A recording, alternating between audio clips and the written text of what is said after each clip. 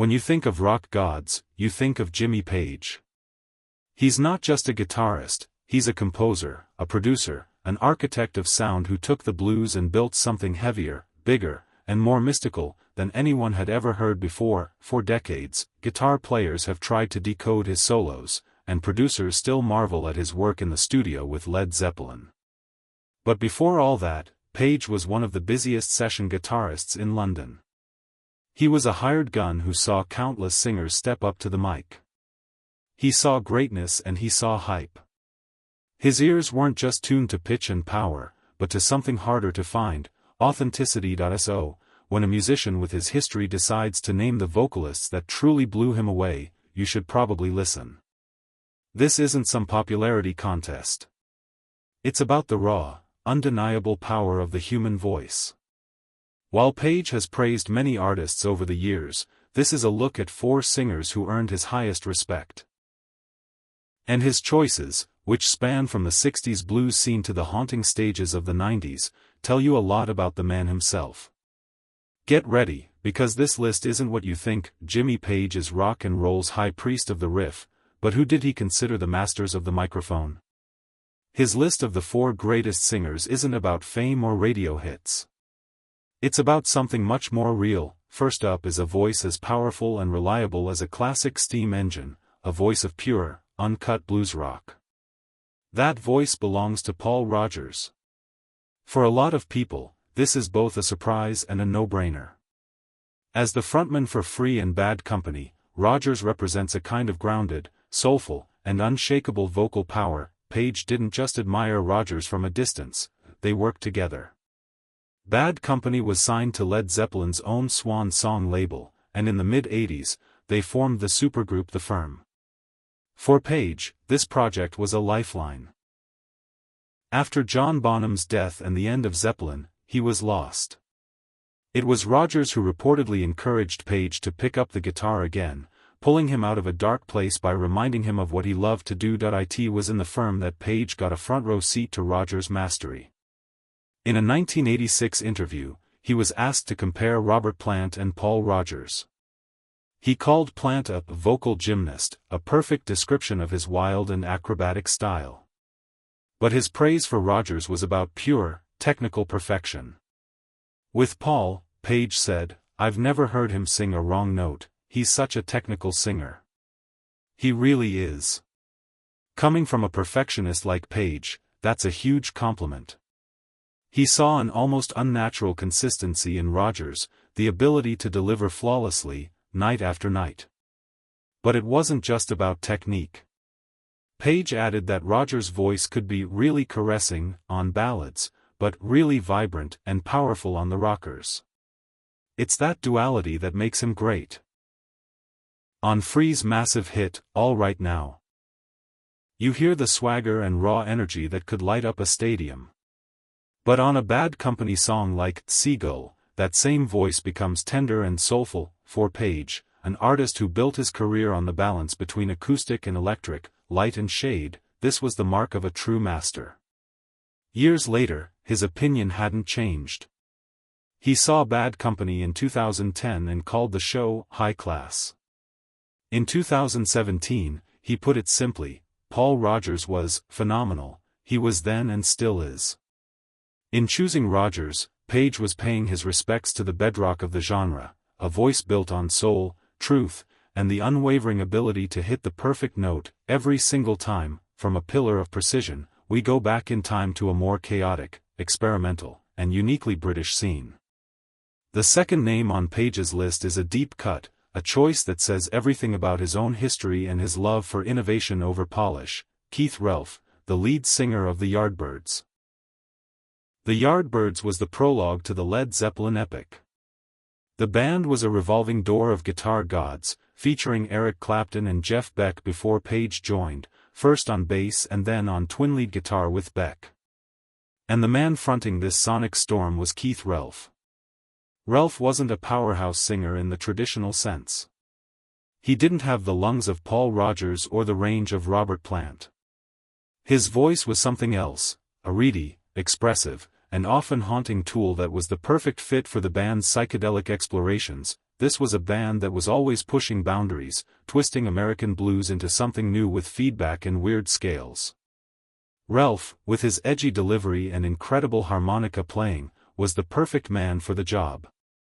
Listen to a track like Shapes of Things. It's a landmark of early psychedelia, and Ralph's vocal feels less like a performance and more like a sermon from a disaffected prophet. His live shows were notoriously wild. Page once told a story about a gig where a very drunk Ralph started making strange noises and falling into the drum kit. The band's bassist quit in disgust, but Page's reaction said it all. He thought Ralph had done really well, and that his chaotic energy added all this extra feeling to it. That story tells you everything you need to know about what Page truly valued: feeling over perfection, raw expression over everything. When the Yardbirds were inducted into the Rock and Roll Hall of Fame in 1992, Page made sure to honor the singer who couldn't be there, introducing Ralph's wife and son to the crowd. And in a 2017 interview, when asked about a Yardbirds reunion, Page shot the idea down, asking, "But who would sing?" He then stated, simply and with total conviction, "Keith Ralph was really damn good." Keith Ralph died in a bizarre accident in 1976, electrocuted by a guitar in his basement. He was only 33. But his place on Jimmy Page's list of greats cements his legacy. He represents the spirit of '60s invention and the truth that a singer's power isn't always about volume, but about character. Now we jump forward, from the '60s British invasion to the flannel-draped fury of the 1990s. The third singer to earn Page's ultimate respect shows his love for rock never stopped evolving. He names the one and only Chris Cornell. Cornell, the voice of Soundgarden and Audioslave, was a force of nature. He had a staggering 4-octave range that could go from a primal roar to a delicate falsetto in a heartbeat. But, like everyone on this list, it was about more than just technique. Cornell sang from a place of deep, raw emotion, and his voice became the soundtrack for a generation wrestling with a new kind of alienation. Jimmy Page was an immediate fan. In the mid-90s, at a press conference, he was asked what new bands he was into and singled out Soundgarden, calling Cornell an incredibly talented musician. After Cornell's tragic death in 2017, Page posted a tribute, "R.I.P. Chris Cornell. Incredibly talented, incredibly young, incredibly missed." His respect ran deep. In a video for the "I Am the Highway" tribute concert in 2019, Page spoke directly to the remaining members of Soundgarden. "I got hooked on your music from the first album," he said. "I was always astonished at the way you all glued together. It was just really what, for me, bands are all about."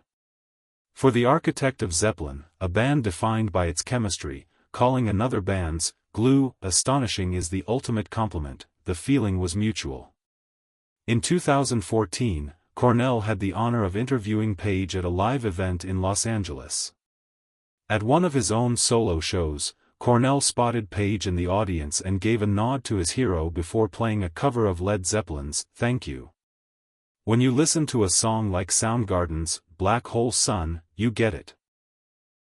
The song moves from a dreamy verse to a colossal, earth-shaking chorus, and Cornell's voice guides you through it all, beautiful and terrifying at the same time. He brought a poetic intelligence and a raw vulnerability to hard rock.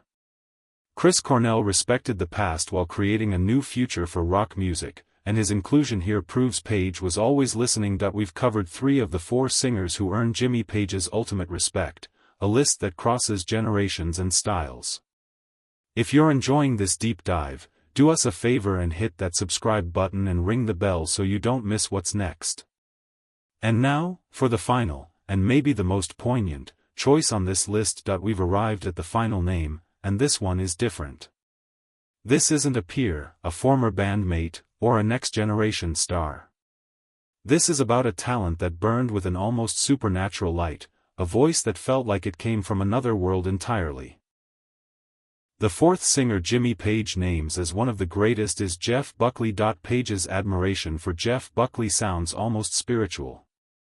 When he talks about Buckley, it's not as one musician analyzing another, it's Someone who witnessed something miraculous. In a 2014 interview, Page recalled seeing Buckley play live in Australia. "I was really affected by Jeff Buckley," he said. "It was just absolutely staggering, he just touched every emotion in you." Jeff Buckley's only studio album, 1994's Grace, is a masterpiece. It's a stunning blend of rock, folk, and soul, all held together by his incredible voice. He could whisper with the intimacy of a lover and wail like a vengeful ghost. His legendary cover of Leonard Cohen's Hallelujah transformed the song into a secular prayer of ecstasy and sorrow. Page saw Buckley as a totally unique artist. "He was really superb and in a total class of his own," he declared, adding that seeing him live was absolutely scary, a testament to the overwhelming force of his talent. The admiration was mutual. Buckley was a huge Led Zeppelin fan, reportedly obsessed with their music. To him, Jimmy Page was the godfather of his music. This mutual respect led to a now mythic meeting. According to a friend, when Page and Buckley finally met, the moment was overwhelming. "Jeff told me they cried," he recalled. "They actually cried when they met each other." Jimmy heard himself in Jeff and Jeff was meeting his idol. It was a moment of profound connection, a passing of a spiritual torch. Tragically, the story ends there. Page lamented that Buckley had suggested they work together, but it never happened. In May 1997, Jeff Buckley, at just 30 years old, drowned in the Wolf River in Memphis. In a final, chilling twist, he was reportedly singing the chorus of Led Zeppelin's Whole Lotta Love as he waded into the water. Page called his death a tragic loss, before adding, with awe still in his voice, "My God, was he good." So there you have it. The Chosen Four, from the man who wrote the blueprint for hard rock. Paul Rodgers, the master craftsman of blues rock. Keith Relf, the unconventional prophet of the psychedelic 60s. Chris Cornell, the modern titan with a voice of staggering power and emotion. And Jeff Buckley, the ethereal angel whose brilliant flame burned out far too soon. What does this list tell us about Jimmy Page? It shows a man who, above all, values authenticity and emotional truth. He's not impressed by polish, he's moved by innovators who use their voices to get to the deepest parts of the human experience. From the technical brilliance of Rodgers to the emotional abandon of Buckley, each singer represents a different facet of what makes a voice truly great. This isn't just a list, it's a listening guide from a legend. It's a map that points us toward the artists he considered true masters, but now, it's your turn. That's Jimmy Page's list, reflecting his own journey. Who's on yours? Who are the four vocalists from any era that you consider the greatest of all time? Drop them in the comments below. Let the debate begin.